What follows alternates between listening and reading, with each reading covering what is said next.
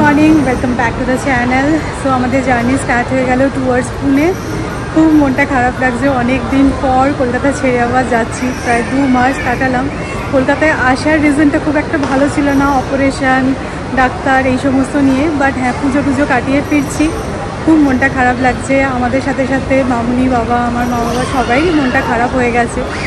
তো ঠিক আছে, কাজে তো ফিরতেই হবে। আমাদের চেক ইন, সিকিউরিটি সমস্ত কিছু হয়ে গেছে। একটু পরেই আমাদের বোর্ডিং স্টার্ট হবে। তো চলো, অন টাইম। এই তুমি কোথায় যাচ্ছ? পুনে যাচ্ছ? আচ্ছা।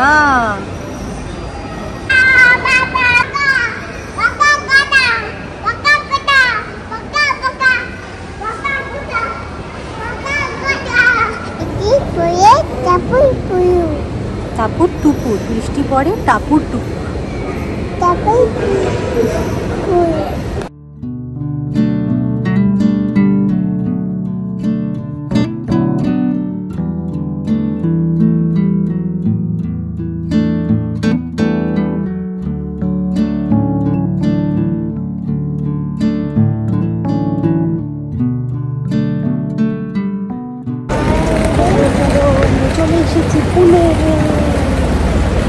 তো আমরা ক্যাব পেয়ে গেছি আর হাফ অ্যান আওয়ারের মধ্যে আমরা বাড়ি পৌঁছে যাব। 2 মাস পরে পুনেতে ব্যাক করে সব কেমন নতুন নতুন লাগছে আমার। তো তোজো হওয়ার আগে কলকাতায় গিয়ে একটানা আমরা 3 মাস মতন ছিলাম, মাঝে মধ্যেই যেতাম। কিন্তু তোজো হওয়ার পরে এই প্রথম 2 মাস আমরা থাকলাম কলকাতায়। তো সবই ঠিক আছে, এবার শুধু গিয়ে দেখার বিষয় যে ফ্ল্যাটের কি কন্ডিশন। 2 মাস ফ্ল্যাট বন্ধ। তো কলকাতা থেকে যখন আসছিলাম মন খারাপ লাগছিল, আবার এখানে এসে মনে হচ্ছে যে ফ্ল্যাটটাও তো বন্ধ ছিল। মানে মিক্সড রিয়াকশন, বুঝলে? মানে সবার সাথে থাকার একটা মজা আছে, আবার এখানে একটা নিজেদের ফ্ল্যাট এত সুন্দর করে সবকিছু গোছানো, গিয়ে যখন দেখবো ধুলো ময়লা হয়ে গেছে, না থাকার জন্য, বন্ধ থাকার জন্য হয়তো এটা খারাপ হয়ে গেছে, ওটা নষ্ট হয়ে গেছে, তখনও আবার সেটা খুব খারাপ লাগে।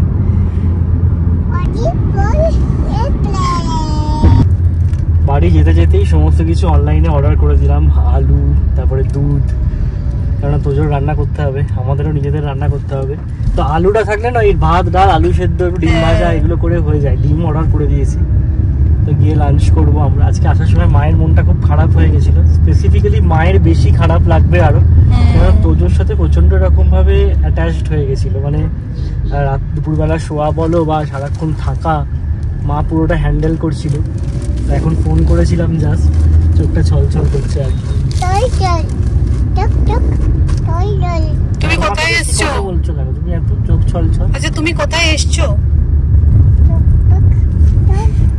হ্যাঁ, চোখ ছলছল। ঠিক আছে, তুমি এখন কোথায় এসছো? পুনে এসে গেছে তোজো। ওয়েদারটা এখানে খুব ভালো, মানে গরম নেই, আর বেশ যে খুব একটা রোদ্দুর আছে সেরকমটা নয়। মাঝে মাঝে মেঘ করছে, মাঝে মাঝে রোদ্দুর, এরকম। অনেকদিন পর ফিরে একটু অন্যরকম লাগছে, তাই না? অন্যরকমই লাগছে সত্যি। মানে আমাদের লাস্ট 2 মাস তো আমরা বলছি কলকাতায় ছিলাম, বাট তার আগেও প্রায় 1 মাস কলকাতায় ছিলাম। মাঝে তো 1-2 সপ্তাহের জন্য এসেছিলাম। তো অনেক দিন ধরে একটা আলাদা রকম রুটিন আমরা ফলো করেছি, আর এখন এটা নতুন রুটিন হবে।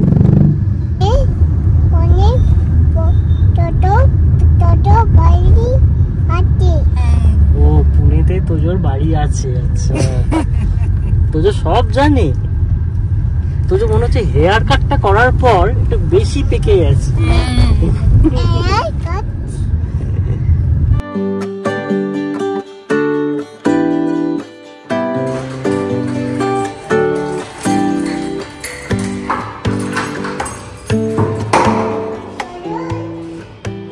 Good morning. হ্যাঁ, ঠিকই শুনছো, আজ নেক্সট ডে মর্নিং। কালকে বাড়ি ঢুকে বাড়ির যা কন্ডিশন ছিল, আমার আর ব্লগ করতে সত্যি বলতে ইচ্ছা করছিলই না। 2 মাস বাড়ি বন্ধ থাকলে কি হতে পারে নিশ্চয়ই তোমাদের সেই আইডিয়াটা থাকবে।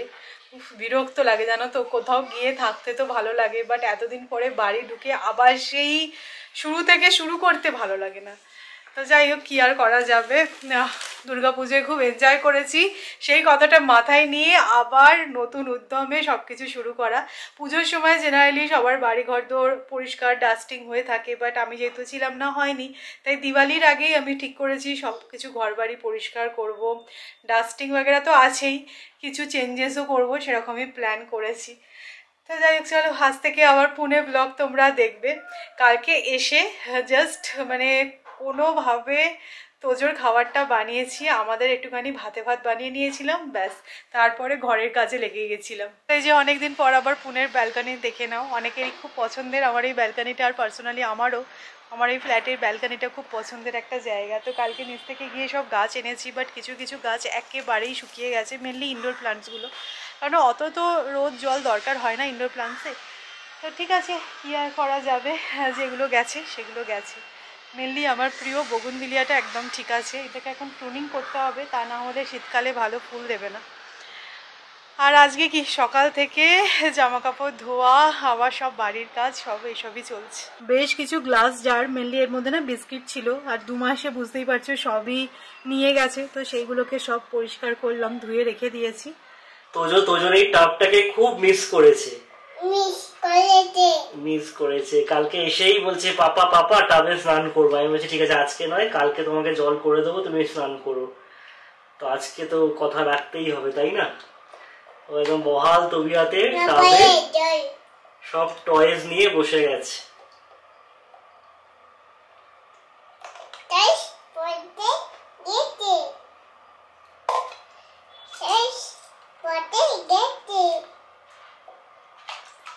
তুমি একটা বেবিকে স্নান করাও না, সেই বেবিটা কোথায়? এই তো বেবি। হ্যাঁ, তো যে বেবিটাকে স্নান করায় জানো, বেবির চুল আছে আমার। আচ্ছা, আমি তো জানি আজকে সকাল থেকে পরপর কাজ চলবে, তো সেই কারণে হাতে সময় থাকতে থাকতে আমি তোজোর খাবারটা বানিয়ে নিয়েছি, কারণ ওকে টাইম মতন খেতে বসাবো। এখন আমি আমার মাসির টাইমিং একটু চেঞ্জ করেছি, মানে ঘর পোছা বাসন মাজা যিনি করেন 1টার সময় আসতে বলেছি, তাহলে কি সকালটা অনেকটা সময় পাওয়া যাবে, আর যেই সময় মাসি আসবে সেই সময় আমি তোজোকে বসিয়ে খাইয়ে দিতে পারবো। তো আমাদের রান্না এখনো কিছুই হয়নি, যেটা বানাবো বলে ডিসাইড করেছি আলু আর বরবটি ভাজবো, কারণ কালকে রাত্রিবেলা ডাল বানিয়েছিলাম একটু রয়ে গেছে, আর বরবটির দই সৌরভ গিয়ে এনেছি কিন্তু শুকনো মতো, মানে আজকে না করলে ওটা আর খাওয়া যাবে না, নষ্ট হবে, সেই কারণে ওটা ভেজে নেবো। আর করবো ডিমের কারি। তো ডিম এখানে সিদ্ধ হয়ে গেছে, তোজোকেও আজকে সকালে ডিম দিয়ে দেবো। তোজোর মাছটা এখানে একটু তো প্রবলেম, মানে কলকাতায় যেরকম রোজ টাটকা মাছ আসে বাড়িতে, এখানে তো সেরকমটা হবে না। আর আমাদের বাড়ির কাছাকাছি একটা মাছের দোকান ছিল বাঙালি, বাট সেটা দেখছি এবারে এসে উঠে গেছে। তো সৌরভ বেরিয়েছে, বললো দেখি আমি একটুখানি এক্সপ্লোর করি আবার সব কিছু, আরও কয়েকটা কাজ আছে সেগুলো নিয়ে এখন সৌরভ একটু বেরোলো। তোজো আবার তোজোর পুরোনো জায়গা ফিরে পেয়েছে।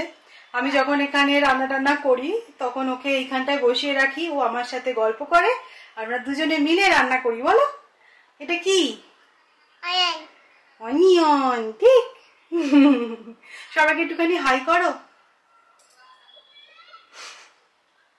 আচ্ছা তুমি কোথায় এসেছো? পুনে। এটা তোজোর বাড়ি।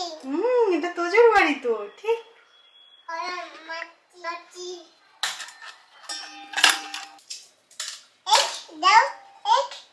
না এই রান্না করবো তারপর খাবে। Taking turns, not a lesson learned. Who'd imagined I would crash and burn? But you got me there, so I'm declaring a silent war. Can't do it anymore. This is not what I was asking for. But you got me here, then you did. আমি একটু বেরিয়েছিলাম, ডাব নিলাম। এখানকার ওয়েদারটা কিন্তু খুব ভালো, মানে গরম সেরকম নেই। আর কালকে সন্ধ্যেবেলা বেরিয়েছিলাম বাজারে, বেশ ঠান্ডা ঠান্ডা আমেজ। আমার রান্না বান্না হয়ে গেছে, স্নানও করে নিলাম। এখানে জানো তো ওয়েদারটা ভীষণ ড্রাই, এমনিতেই পুনের ওয়েদার খুব ড্রাই, আর কলকাতা থেকে এসেছি বলে কিনে না আরও বেশি করে এটা ফিল হচ্ছে। তবে হ্যাঁ, ওয়েদার খুব ভালো, মানে একদম প্লেজেন্ট ওয়েদার বলা চলে। রোদ উঠেছে, আর রোদটা আরও ওঠার কেন প্রয়োজন, অনেক জামা কাপড় আছে যেগুলো ওয়াশ করতে হবে। তো বৃষ্টি হলে এখন পুরো বাজে অবস্থা হয়ে যাবে, কারণ দিওয়ালির আগে ঘর বাড়ি পরিষ্কার করা, একটু রোদ হলেই যেন ভালো হয়। তো তোজোর খাওয়ানো হয়ে গেছে, আজকে সৌরভ তোজোকে খাইয়েছে, কারণ আমার অনেক কাজ ছিল, তো সেগুলো করতে গিয়ে আমি সৌরভকে বললাম খাইয়ে দাও। এবার সৌরভ স্নানে গেছে, ও বেরোলে একসাথে লাঞ্চ করে নেবো।